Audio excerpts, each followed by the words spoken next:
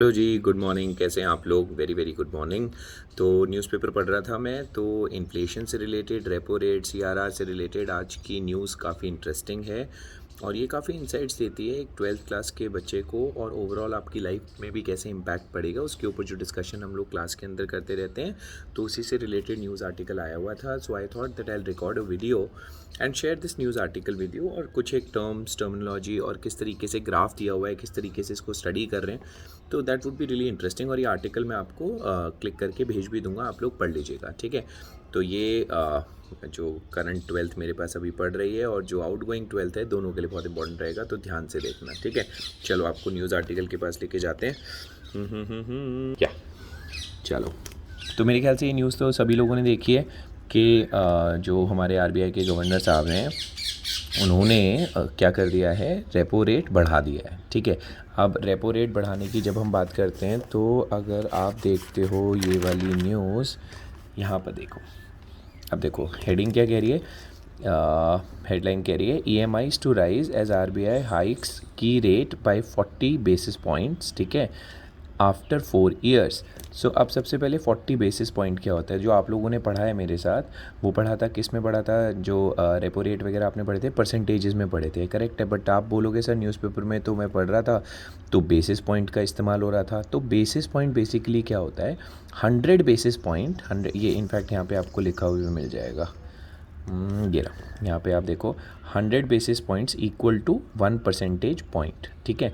तो 1% का मतलब है 100 basis points. 100 basis points means 1%। तो हम लोग परसेंटेज में पढ़ते हैं, 2%, 3% बढ़ गया रेपो रेट, CRR जो भी हम पढ़ते थे, तो वो क्या हुआ, 100 basis points equal to 1% point.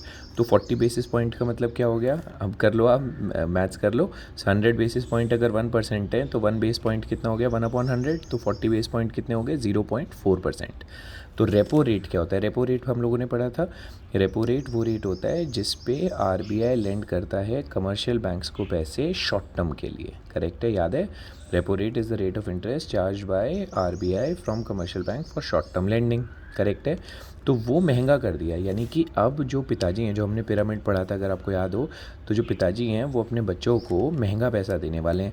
तो महंगाई, ये रेपो रेट कब बढ़ाया जाता है, हमने पढ़ा था जब इकोनॉमी में इन्फ्लेशन होगी तो रेपो रेट बढ़ा दिया जाएगा। महंगाई बढ़ रही है यानी कि लोगों के पास पैसा है। दो तरह की इन्फ्लेशन है, या तो लोग ज़्यादा डिमांड कर रहे हैं या पीछे से गुड्स ही महंगे आ रहे हैं। तो यहाँ पे जो सिनेरियो चल रहा है वो पीछे से गुड्स महंगे आने का हो रहा है। गुड्स महंगे क्यों हो गए, क्योंकि रशिया यूक्रेन का वॉर हुआ, तो that is one of the reason जिसकी वजह से ऑयल प्राइसेस वगैरह बढ़ गए। ऑयल क्राइसिस हुआ जिसकी वजह से महंगाई बढ़ गई, महंगाई बढ़ गई तो RBI ने कहा यार महंगाई बढ़ गई, अब लोगों के पास तो जो है भाई पैसे भी हैं, वो भी ख़रीद रहे हैं, डिमांड का भी प्रेशर आएगा, तो एक काम करते हैं, जो लिक्विडिटी है उसको थोड़ा टाइट कर देते हैं। तो टाइट कैसे करेंगे, रेपो रेट बढ़ा देते हैं, ठीक है ना। तो यही है, अब ये देख सकते हो, अब surprise move by central bank to tame inflation.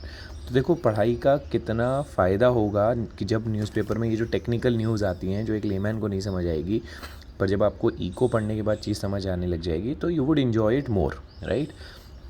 तो यही लिखा है देखो। अब इसमें जो मोटी मोटी बातें अगर आप देख रहे हैं, अगर पढ़ सकते हैं, तो food inflation pressures are likely to continue, spillovers from global wheat shortages, तो ग्लोबली वीट का शॉर्टेज है, ठीक है। Even though domestic supply remains comfortable, prices of edible oils में फर्म अप फर्दर।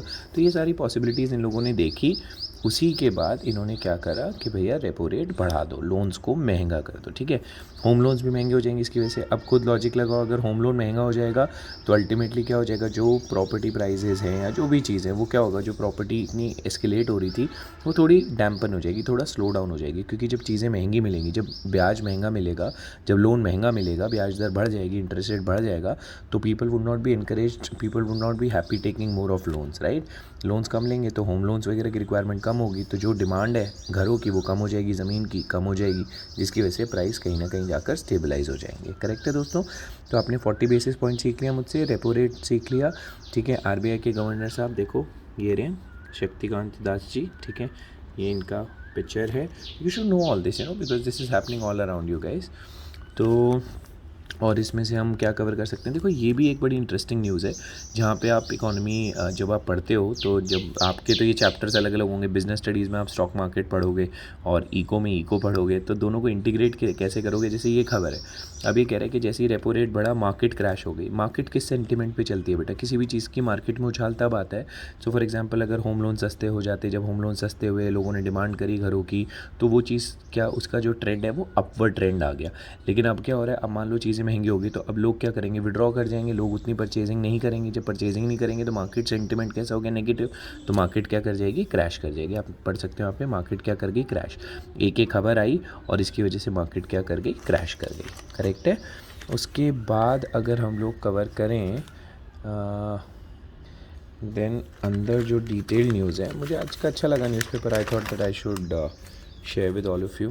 तो मुझे आप बताना ज़रा कैसी लग रही है आपको ये खबर। एक मिनट। हाँ हाँ, ये रहा। ठीक है, अब जैसे ना ये जो ग्राफ है, अगर आप इसको स्टडी करोगे, बड़ा इंटरेस्टिंग ग्राफ है, इसको आप घर पे भी स्टडी करना। देखो रेपो रेट तो हम लोगों ने पढ़ा ही हुआ है, सीआरआर भी हम लोगों ने पढ़ा है, इफ़ यू रिमेंबर। ठीक है, तो सीआरआर हम लोगों ने पढ़ा है कैश रिजर्व रेशियो, जो बैंक्स को अपने पास रिजर्व रखना होता है।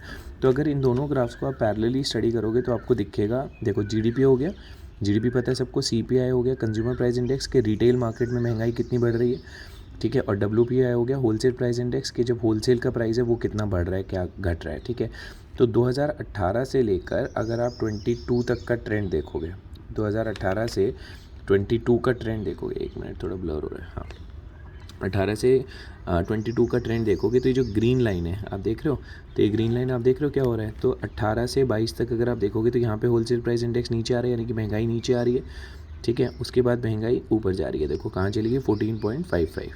तो देखो स्टार्ट कहाँ से हुई थी, ग्रीन वाला पढ़ो 5.27 और चली गई 14.55, यानी कि होलसेल मार्केट में, फॉर एग्जांपल आज़ादपुर मंडी में आलू कितना महंगा हो गया, यहाँ से स्टडी कर सकते हो आप। वहीं कंज्यूमर प्राइस इंडेक्स रिटेल, यानी कि जो आपके पास वाली सब्जी की दुकान है वहाँ पे कितनी महंगाई बढ़ी, वो आप इस ब्लैक लाइन से देख सकते हो। ठीक है ना, वो कहाँ पे थी, 4.17 पे थी 2018 में, और 2022 में 2022 में कहाँ चलेगी, 6.95 पे चलेगी। तो स्टडी करो इसको, देखो महंगाई बढ़ रही है, होलसेल में बढ़ेगी, रिटेल में भी बढ़ेगी। लेकिन जीडीपी के अगर आप पॉइंट्स देखो, जीडीपी कहाँ पे देखो, 6.8, 6.5, ठीक है ना, ये देखो माइनस में चला गया। तो ultimately GDP is going down, कि देख रहे हो, कोरिलेशन सेट करो, महंगाई बढ़ रही है, जीडीपी कोलैप्स कर रहा है, दिस इज़ रियली सैड। महंगाई बढ़ रही है और जीडीपी की वैल्यू कोलैप्स कर रही है। इसी के चलते जब आप इसके साथ इस ट्रेंड को देखोगे, if you study this trend, तो आप देखोगे 2018 से लेकर अगर हम 22 तक चले जाएं, यहाँ पर भी जो दिया हुआ है, एक मिनट में थोड़ा और फोकस करता हूँ। हाँ, 2018 से 22 में, इन्हीं दिनों में जब महंगाई कम हो रही थी, देखो शुरू में महंगाई कम है, यहाँ पे महंगाई ज़्यादा है। करेक्ट है, जब महंगाई कम है तो रेपो रेट और सीआरआर दोनों क्या करे जा रहे हैं, नीचे की तरफ है, ट्रिमिंग डाउन है, नीचे की तरफ आ रहे हैं, देख रहे हो, क्योंकि रिजर्व में पैसा कम रखेंगे, रेपो रेट कम होगा, तभी लोग मार्केट में पैसा लेंगे और परचेज़ कर पाएंगे चीज़ें, क्योंकि इन्फ्लेशन कम है।